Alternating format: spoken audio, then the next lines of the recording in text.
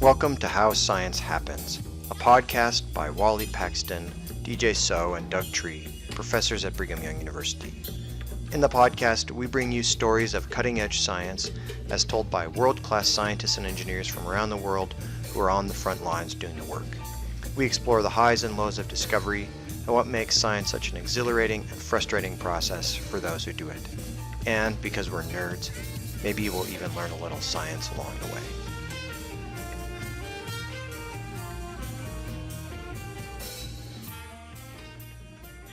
Hey, I'm Wally Paxton, and I'm here with Doug Tree and DJ So, and you're here for another episode of How Science Happens.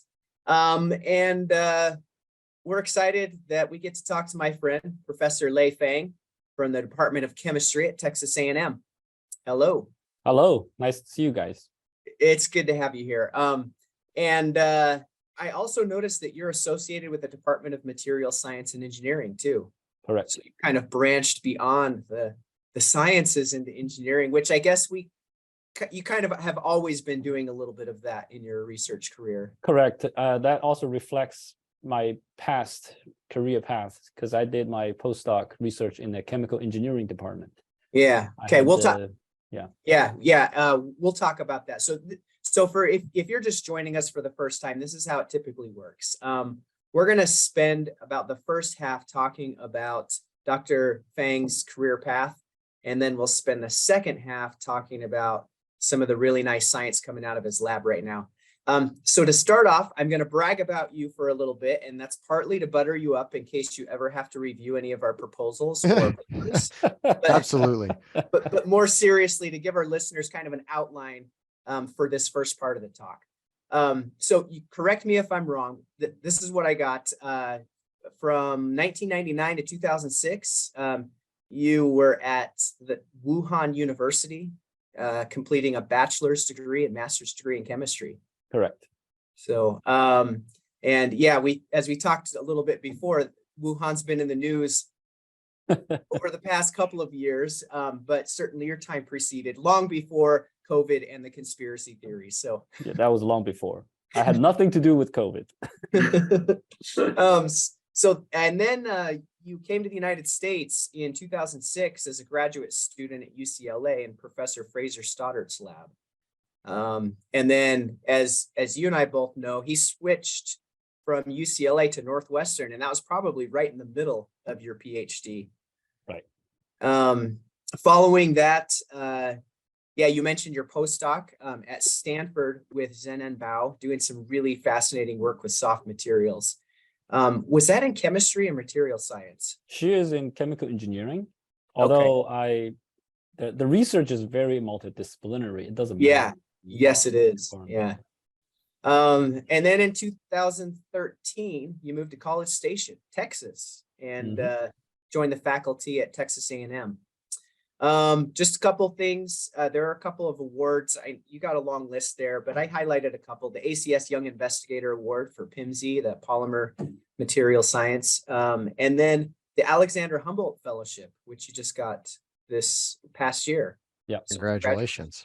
Thanks. That's pretty cool.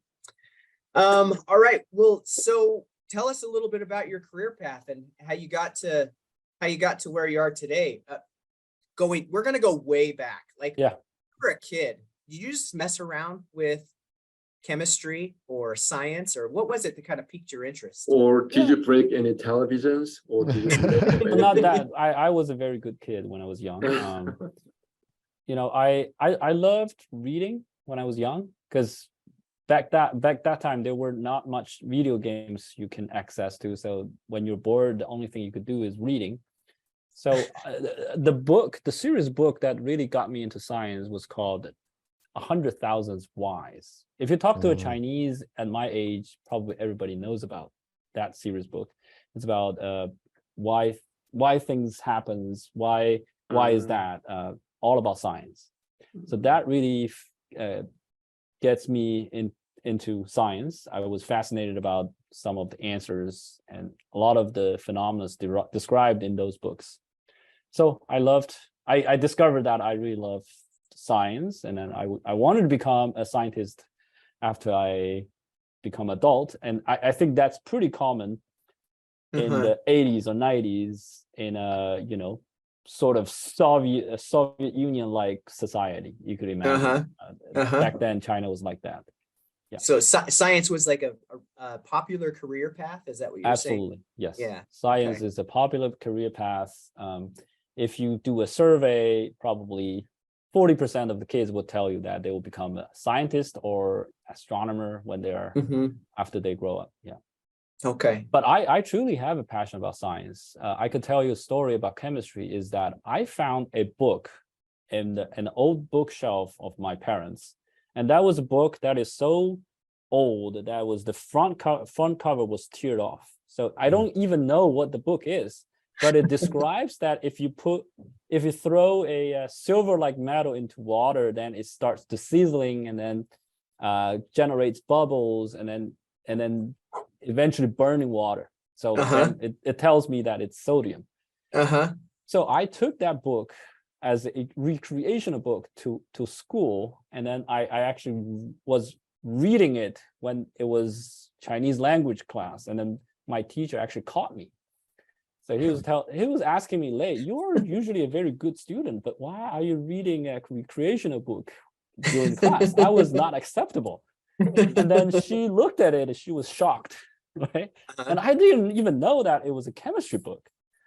She told me that, do you know what it is? I told her, I don't. I just found this is very interesting. And she told me that this is a chemistry textbook. You're not supposed to read this until you're No chemistry in Chinese class. No chemistry. Not allowed. No chemistry in Chinese This class. is 16 and up. You can't read it. That's right.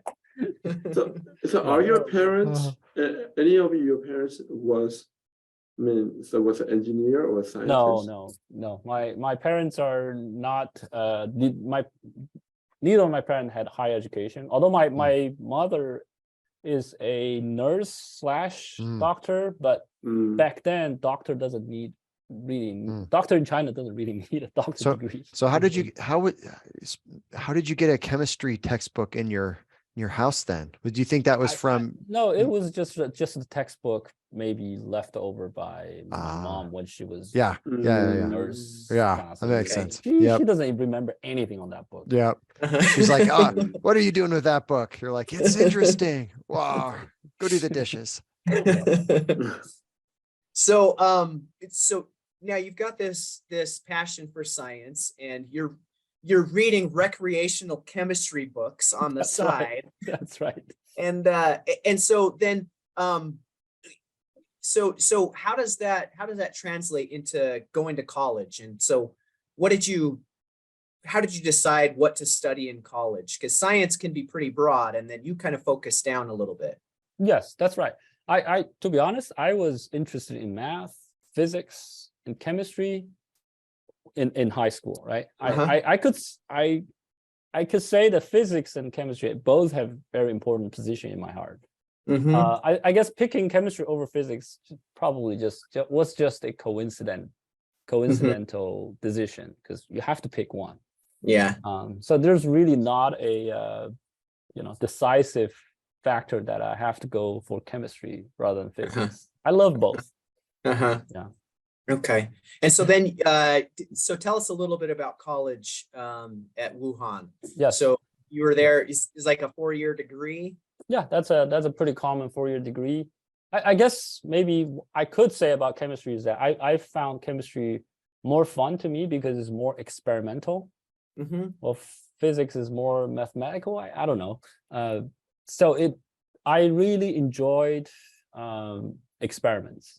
Yeah. So I did my first undergraduate research experience when I was 3rd year in college, and I really loved it. I wanted to spend more time in the lab until, the PhD student who was mentoring me, like, tell me that he needs to go home, please don't stay here anymore. Right. So I really enjoyed and loved spending time in lab.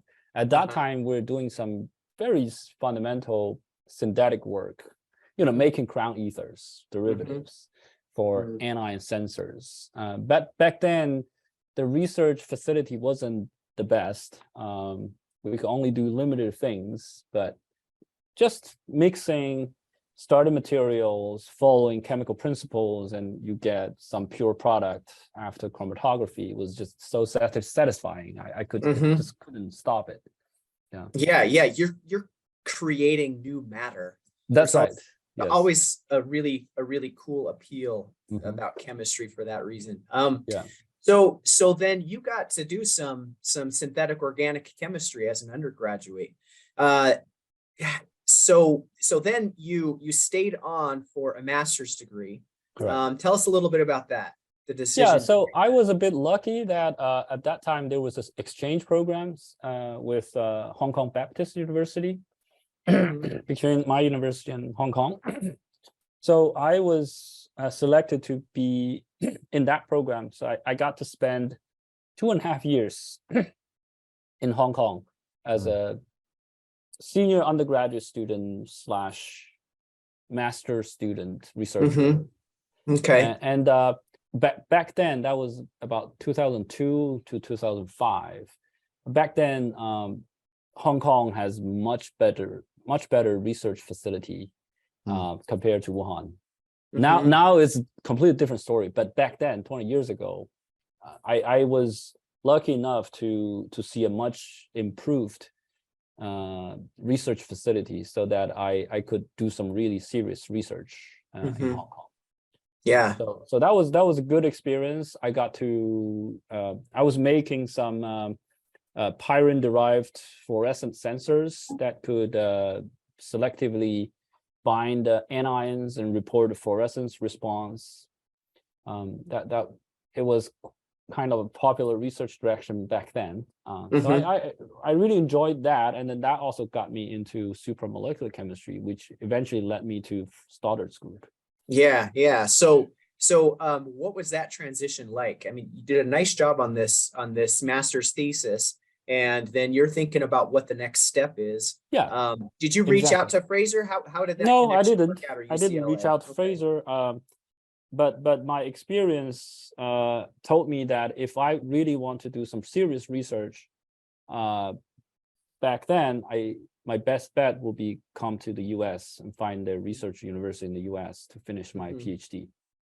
So I decided that, and then I applied, and then I luckily got into UCLA. And then at the UCLA, I saw, okay, here I have one of the most famous chemists in the field of supramolecular chemistry in the department, and who is willing to accept me to his group. I would just join. So it was a nice transition, and it was almost like a dream come to true. It is a dream come to true for me to be able to start research in Fraser's group. Yeah, and then so you started doing that research at UCLA, and then ended up in Chicago. Yeah. Northwestern. Yeah. So tell us a little bit about your research project, and I don't know, maybe one of the things you're most proud of from that work that you did. Yeah. So back then, we all know that Fraser is famous for his work on molecular machines. He won the Nobel Prize on that in 2016. So obviously, it's not surprising that one of my main research focus was on molecular machines. But of course, you have to have a special focus. So for me at that time, I'm more interested in putting molecular machines into systems or environment that are not conventional solution phase molecular machines. So for example, one of my projects is polymerize those tiny small molecular machines into a chain of polymer, and we're expecting them to move all at the same time during the molecular switch. So by the way, when we say switching the molecule, what we mean is that I give a stimuli to the molecule, and then the molecule would undergo some sort of translational movement or rotational movement, and then that process we call it molecular machinery. So then I pretty much polymerized those molecular machines and made a polymeric molecular machines, and then a special one I made was a so-called poly daisy chain. A daisy chain molecule would look like this as my hand, so that they would and then the machine works like if you give it a stimuli, it will contract, right? So the small molecule would contract or expand upon the stimuli, but if you polymerize it, then the entire chain would contract and expand, and that would really mimic how our muscle fiber works. So you're making a synthetic analog of a human muscle or a material that can Correct. contract with appropriate stimuli or expand. Yeah. So that's one of the aspects.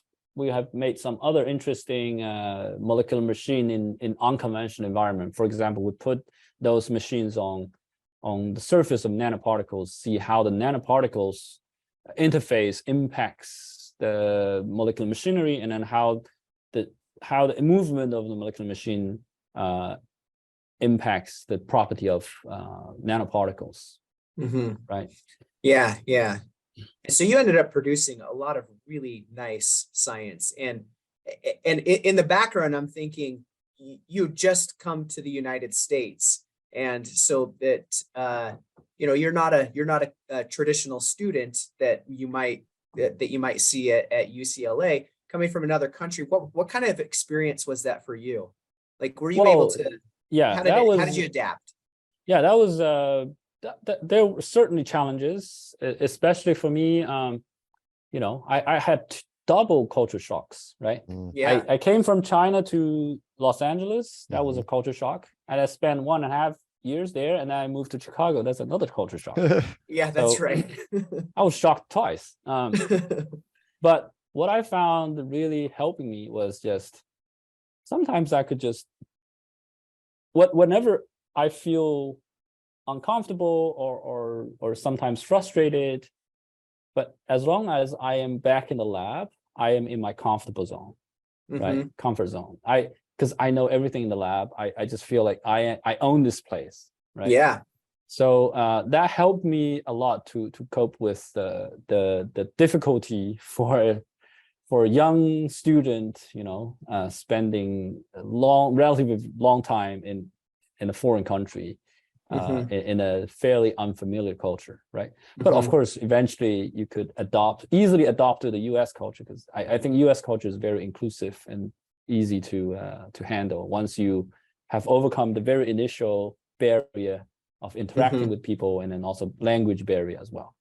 Yeah. But I have to say, in terms of this, I really don't have much complaint, because I've met many very nice people, who have really helped me a lot. The group members, classmates, professors, instructors, including you, Wally.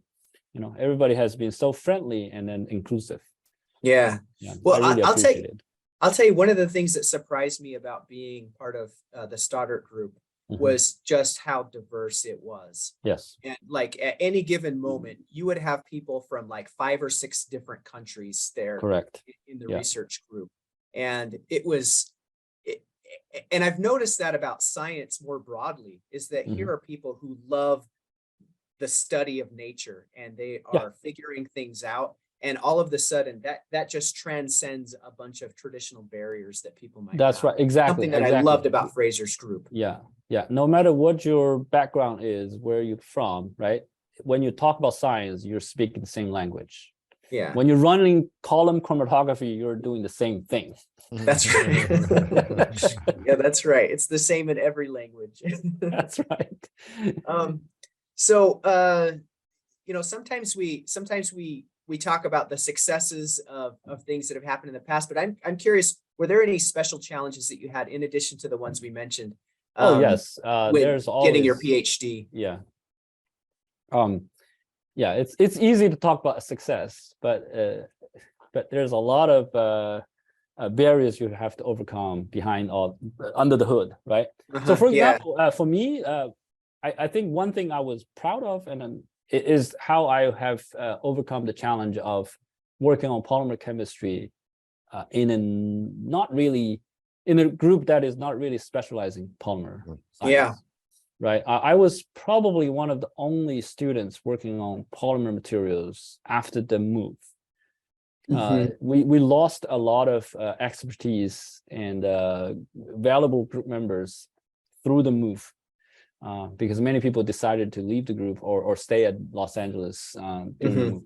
So they didn't move to Northwestern with you. Yeah, that's right. So when we arrived at Northwestern, there's really no one in the group who are specialized in polymer chemistry.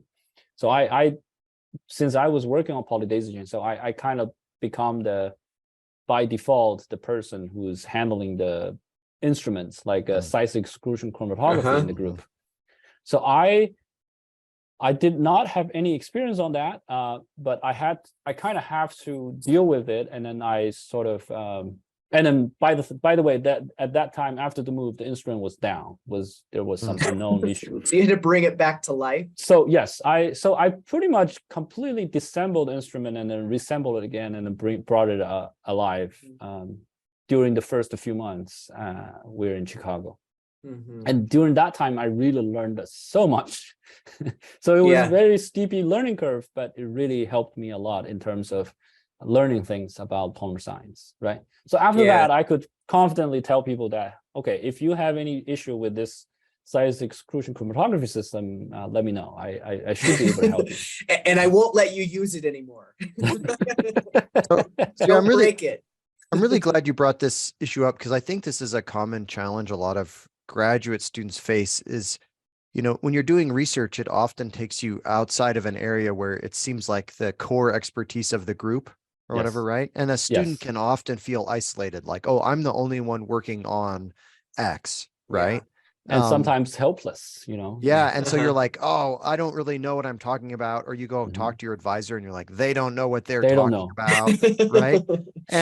And what you give, which is a really nice example, is like, if you dig in, right, you should be able to figure it out. You should be able to figure this. And it's not that difficult. And your advisor actually can help you with a lot of things, even if they don't know the details, right? They can say, oh, well, there's this, or here's this person, or that talk person. to that person. Exactly. I have some connections who might be able to help you. Right. It wasn't like there's nobody at Northwestern or in Fraser's circle, right? They could have like helped you figure out what you needed to figure out, right? That's right. Exactly. So sometimes your feeling of isolation can be worse than the actual problem. Absolutely. Absolutely. That's that's the message I want to give to students, is that sometimes you're being given a daunting task, right? You think, oh, this is beyond my capability. How could I even start? Where do I start, right?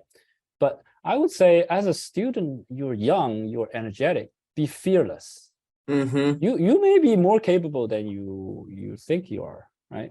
And then that is exactly what I experienced doing this after the move of fixing this gigantic $100,000 instrument. Well, that was that experience of putting that back together was probably the best education you could have gotten, right? Because sometimes to really understand something, the fact that it's broken and fixing it is what, like you said, it really taught you not just that piece of equipment, but a bunch of polymer science, right? Yes. Because to understand size exclusion chromatography, you have to go, oh, I have to understand about molecular weight distributions, and I have to understand about, how polymers act in confinement, and I have to think about all this kind of stuff, right? And fluid flow, and there's all these things that you have to figure out to get that, right? Right.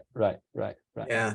And you've got this research direction, this research objective that you're trying to do. And then you run into a barrier. And as a graduate student, you can't just shrug your shoulders and say, well, I guess it doesn't work. Like, you can't do that, right? No. Otherwise, you won't be able to answer those questions. You can't just say the TA has to fix it, I guess. And you really got to roll up your sleeves and get dirty and fix it. Absolutely.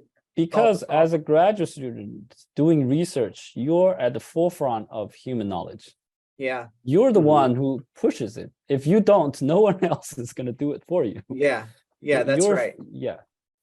You're at the frontiers. Well, and someone else might do it, but you won't get the credit for it. If you've got these cool ideas, you should make them happen, and don't just let them. That's called you got scooped. That's right. Especially this is your product. So if something breaks, I mean, if you want to promote, you have to make your research project progress. And if there's a problem, I mean, you should be the one who should be able to solve it, instead of just sitting down there and, I mean, hoping that magically everything works out. And that's one of the things that sets really successful PhD students apart, is that I can get stuff done. Yeah. Right. Yeah. Nothing's going to get in my way. I am going to find a way to do it. And you have to do that when you're asking questions that no one else is interested in asking, or no one else knows how to answer. You're the one to do it. So Yeah. Yeah. Well, let's talk a little bit about switching to postdoc. So you get your PhD from Northwestern. Congratulations. And then you moved to the Bay Area, at Stanford. So tell us a little bit about that transition. Well, that transition itself also becomes a challenge to me, because I came from a pretty conventional synthetic organic chemistry group, and now I am in a highly multidisciplinary engineering group. You know, there were like 30 group members at that time in Janan's group. Only 5 are synthetic chemists around, and the other 25 are device engineer, polymer physicists, or some computational people, right? So it's a completely different research environment, and also completely different research direction, right? So at that time I was working on single polymer chain electronics, which was a very extremely challenging project. Again, I was running into challenges that the synthesis is fine. I could do whatever molecules, synthesize whatever molecules was designed on the paper, but once we made it, how do we measure it? How do we handle all these problems in terms of the conductivity, in terms of contact resistance? What kind of a technique would be best to measure the single molecule conductivities? So I had to talk to a lot of different people to learn. Yeah, that's taking you out of the organic. That's right. I was completely out of my comfort zone, but which I believe was probably the best thing I could ever have as a postdoc, because I could continue do research on supramolecular chemistry, molecular machine synthesis forever, but I wouldn't learn much new as a postdoc. And then a postdoc experience probably is the best experience. It's probably the best opportunity for you to learn something new after you become an expert on a certain area, right? So I learned a lot and overcame a lot of challenges, changed the research direction once or twice already. And then, eventually I feel like the experience really strengthened me so much that made me very comfortable to pursue research directions that I would have never been imagined, right? Yeah. Particularly is that when people start to look at doing research on some highly multidisciplinary topics, it's very challenging, because you need to speak different languages. You need to know how to communicate with the people from different areas. And that I feel like that experience really helped me to have that kind of capability. Yeah, and that's where a lot of the really interesting problems are anyways, is right at those interfaces of disciplines, where it's like, well, I don't know how to do this, but I know that if I collaborate with somebody from another department, now I've got to figure out how to talk to them. So they understand where I'm coming from, and I understand, and we're using the same units, understanding. Yeah. That's good. So from there you went to Texas A&M. Correct. Yes. Yeah. So you were probably on the job circuit for a little bit. So tell us a little bit about that and how you ended up choosing Texas A&M. Well, I could easily tell you how I ended up choosing Texas A&M, because this was the only university gave me the offer after I interviewed, and then this is the best university who gave me offer. Yeah, or actually, it is probably the best place I have ever interviewed among the list. So I got the offer from probably the top candidates university I would love to go. So I really didn't spend more than 10 seconds to decide I'm coming. Right. Well, that's good. That's good. So you didn't get any culture shock because you moved to Texas? The culture shock in Texas, again, well, there's always culture shock, but at the first 2 years of the assistant professor, you really don't have time to think about culture shock. You don't have time to feel shock. You just don't have time to feel shock. You don't have time to sleep. So yeah. So it was less of a problem. Yeah. Well, Well, congratulations. You've been there for since 2013. Yeah, So 10 years almost. So yeah, fantastic. And you've been working on polymers there too. Correct. So that kind of gets us to the second half of what we're going to talk about. You've got this really nice work in polymer chemistry, and you sent us this paper, which I think sounds really interesting. This is the paramagnetism of stable analogs of Paramagnetism salt featuring ladder type constitution. Mhm. And so based on the way I pronounce some of those words, you can tell this is not my area of expertise. So break it down for us a little bit. So, okay, so this paper it really is describing a new type of material. We call it the ladder type polyaniline or oligoaniline analogs. Here, I didn't use the word poly because on the Jack's paper, they're really not polymer. They're all oligomers. Yeah, okay. But there's a follow-up paper on polymers, and that the polymer was the ultimate goal. But just to break down a little bit, polyaniline itself is probably one of the most widely used conductive polymer. And we know that there are polymers that are conductive. And polyaniline is cheap and is very widely used. One of the, surprisingly, one of the application is just to use it as a coating on objects so that it could be, the surface could be a little bit conductive so that it can be electrostatic, so that it doesn't shock you when you okay. The reason why we use so polymer that might be someone who's like wears gloves and works with electronics or whatever, right? You might that's have something like anti-static gloves or something anti-static. like that. Yeah. Yeah. So, but the reason why we use polymer for this purpose is because it's easy to process. You could basically spray a coating on top of objects and make it surface conductive to discharge all these electrostatic charges. So that's, of course, there are more applications for polyaniline, but polyaniline has a big problem is that it's not so stable. In the conductive phase, once it's say oxidized and then proton doped, it has to be doped by acid in order to be conductive. But in that state, it becomes unstable. So that really limits the application of polyaniline. And then that's probably why it could not be used for more advanced applications, such as in supercapacitor energy storage or in electrochemical transistor applications. So that's one problem. The other problem is because it's unstable in the oxidized and then doped state. So people really never figure out whether polyaniline is really conductive or not when it's fully oxidized and doped. We know that when it's half oxidized and doped, it is the most conductive form. But what about if we fully oxidize? It should be more conductive. But there's also argument that it's insulating because once you fully oxidize it, all the polarons, all the radical cations would couple to each other, so that it becomes so the charge carriers are annihilating with each other. So there were debates about that. The reason why we don't know about it is because it's unstable. If something's unstable, how could you study it, right?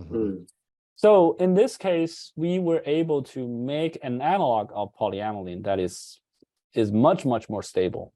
The idea is that we installed an additional strands of bond on the polymer, on the polyaniline backbone, so that it would make the molecule look like a letter.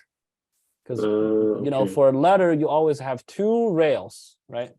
So when you have more than two rails of a molecular structure, we call it a letter type structure. So because you have these additional rail, it holds the molecule tightly together. So even if one strand of bond get broken, there's still another strand of bond that holds everything together. So it will reversibly reform the bond that was broken. That is the chemical principle that makes the letter type structure much more stable. So we applied this principle to polyaniline and made a letter type polyaniline, and that is much more stable. So basically, having the letter makes this one stable. Yes. So title of your Jack's paper has a paramagnetism. Yes, So that's where I'm getting to. Okay. Yes. Okay, Sorry I about want to jumping ask. ahead, but my question here is: do you have polyparamagnetism before and after ladder structure, or just with the ladder structure? Yes, that's where I'm getting to. Okay. Now, because we made this material much more stable, so now we could really fully oxidize it and dope it without killing it. Mhm. So at this stage, it's called the Paramagnetic salt, the PS form. So that form now becomes possible, because before, without the ladder structure, you can't really access the Paramagnetic salt form because it's unstable. Now with this, we could really do whatever we want. We could, because it's stable, we could measure the magnetic properties, we could measure the conductivity, and all the evidence showed up that demonstrates that in this state it's conductive and it's also metallic, and it's and then the metallic nature is evidenced by the Pauli paramagnetism. Okay. So before you go to that, can I ask some dumb questions? So when you say it's unstable, is that in the mechanical sense? Is that in chemical sense? In the chemical sense. So it will decompose. So it's decomposing. Okay. Yeah, the bonds will be broken. You will have the polymer structure will be broken so into pieces. It's breaking up chemically. So then what about the ladder structure? So does it just hold it together because if those bonds are broken, you have other bonds, or is it actually also stabilizing those other bonds? It's okay, so that's a very good question. It's stabilizing other bonds because let me first tell you why polyaniline decomposes. Okay. Polyaniline decomposes because after oxidation doping, acid doping, you have a iminium bond, CN double bond, which is protonated. Iminium bond in acidic condition would easily break and reform. It's an equilibrium. Okay. It's a very labile dynamic process. Okay. CN bond, but obviously with molecular motion, if that's easily forming and reforming, then you're going to get it to move away and it'll decompose. Because entropy would like things to decompose. Exactly. Right? It's entropic driven decomposition. Okay. However, imagine you have a additional bond that is parallel to that CN bond. You're holding it in place. Yes. Like it's like a structural, it's like I'm an engineer. So it's like you're adding a truss and this thing is stable. And then this other side can't move because you fixed it. Yes. Right. And so the now other side could dissociate, but even if it's dissociate, they're still close enough to each other. They will have to. Right. So those electrons back and forth. It's fine. Right. Okay. And if you're following along in the paper, this is figure 1 in the Jack's paper that we'll leave in the show notes. Yes. Great. Yeah. I'm just staring at I'm just looking at the table of contents figure, trying to figure that one out. But so, yes. Okay. So basically, if I could summarize, just, you've got this polyaniline, and it by itself isn't conductive. So you have to oxidize it, and you have to add acids. Right. And that's the conductive form. But once you start oxidizing and add acids so that it's got extra electrons around there, then it starts to fall apart. Yes. So then you're like, aha, what we'll do is we'll add other bonds on the other side that holds the whole molecule together, but you can still have the extra electrons floating around, or maybe fewer electrons, maybe on backwards. But either way, you've got charged state that you can play with, and now you can look at the electronic properties of this molecule. That's an excellent abstract. Okay. This work. I really appreciate that. No, I'm just dumb, so I'm just making sure I get it all. Anyway.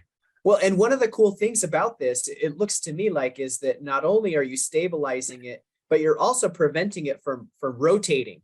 Correct. From that torsion. And so you can keep things all in the same plane, which not only keeps it more stable, but probably makes it a little easier to assess things like electronic properties, because you don't have to worry about all these other configurations. You can assume that they're coplanar, more or less. Correct. Yeah. So finally, let me explain the Pauli paramagnetism. It's just basically looking at the radical on the polymer chain.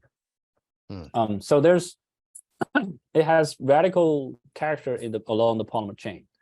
One way to tell what the intrinsic property of these radicals is to do magnetic susceptibility measurement. Now, if you measure the magnetic property over different variable temperature, and if you see it is independent of the temperature, then it's indicating that the radical is moving around freely. And that is indication of charge carrier, which allows you to conduct electricity. So that is called Pauli paramagnetism. And if you see the magnetism that is dependent on the temperature, that is called Curie paramagnetism.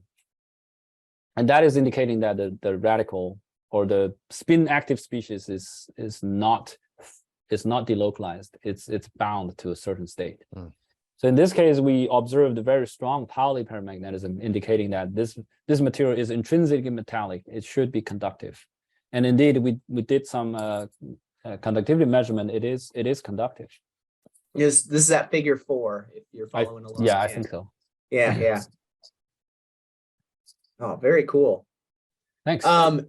So you've got, so obviously there's a pretty heavy synthetic component to this work and some rigorous characterization to make sure that you made what you think you made. Yes. And then you characterize their stability by subjecting them to different stimuli and seeing if their properties stay more or less the same.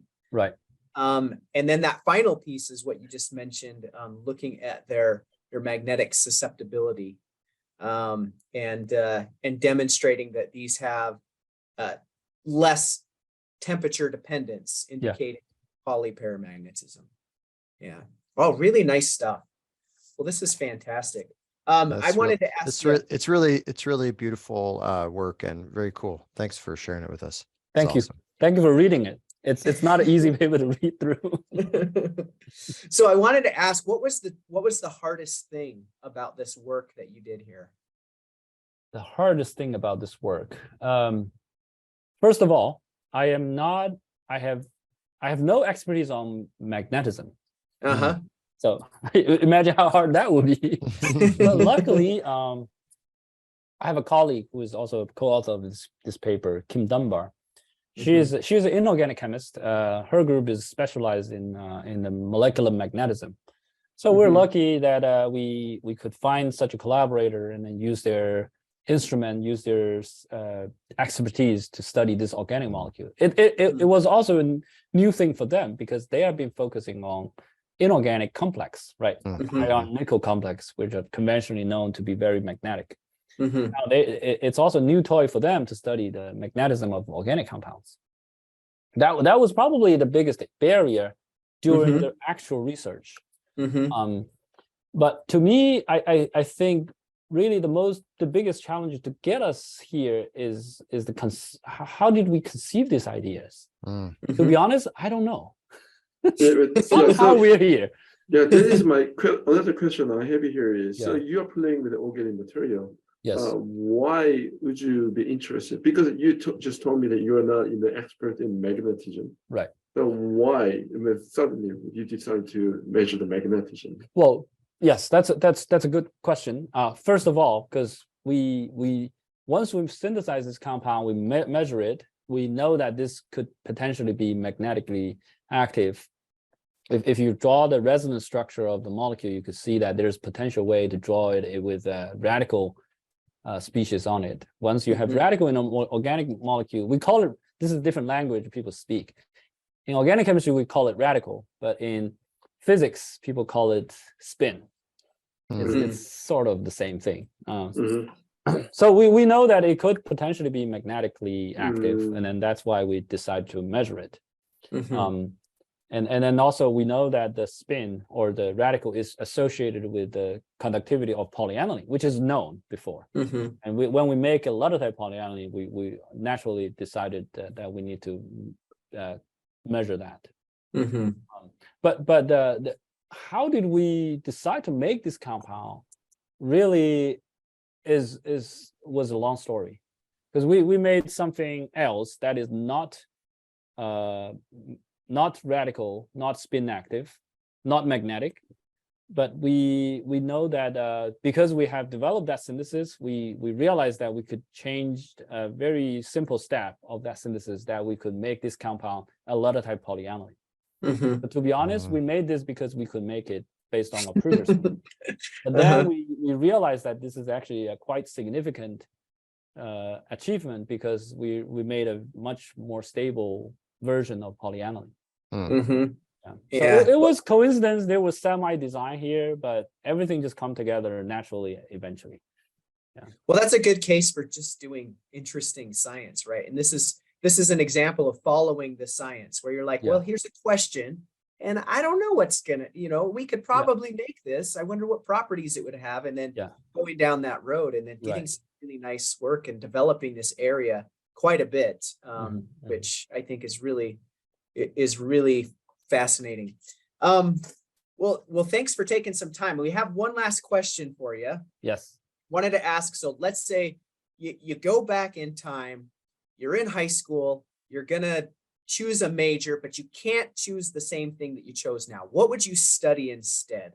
Oh, you cannot choose what you choose now. Yeah. That's tough. Oh, that I could have 10 different answers to when the Chinese teacher took away the chemistry textbook, that was forever. No, you can't go back to that one. I don't know. Wow, that's a tough question. I think I would fall in love in many different things. Chemistry is not the only thing for me. I love doing research. I love exploring things. So yeah, maybe I will be a software engineer. Who knows? Yeah. I didn't really enjoy my linear algebra class in college, but learning everything now, I think I'm more motivated to learn linear algebra if I am put in college again. I would just agree with you there that I don't think anybody learns linear algebra just for the love of it, at least not during the whole time. You have to know why you learn it, because you have to know why. And I will tell you that I had a conversation with the person who taught me linear algebra and said, but what is it about this? He goes, it's just beautiful math. And I said, that's it. That's the guy who studies linear algebra just for the love of it. But it's very rare. Yeah. But yeah, it's pretty useful, and there's a lot of things you can do with it. I think if I were in high school, I would love to learn coding, because it's going to be useful for everything, right? That's right. It will be useful for everything. No, it doesn't matter whether I'm going to be doing research on chemistry, physics, or I will be I don't know, I work in Wall Street. It will be useful anyway. That might have been a more lucrative path. It could be, but I don't know if I would. I don't know if I would enjoy this job as much as I do now. Yeah. All right. Well, thanks for taking some time. We've been listening to Lei Fang from Texas A&M. Thanks for joining us. And you can find out more about Professor Fang and his work in the show notes for this episode at anchor.fm/howscience. This is How Science Happens with Wally Paxton, DJ So, and Doug Tree. And as always, remember to like and subscribe our podcast. Give us a rating. This helps people find the show. And you can also find us and interact more with us and our guests on Twitter at Happen Science. We'll see you next time. And maybe you'll actually be able to see us, because we are posting to YouTube now. And so you can see us live. And thanks a lot. We'll see you later. Thank you so much for having me. Thank you. Bye.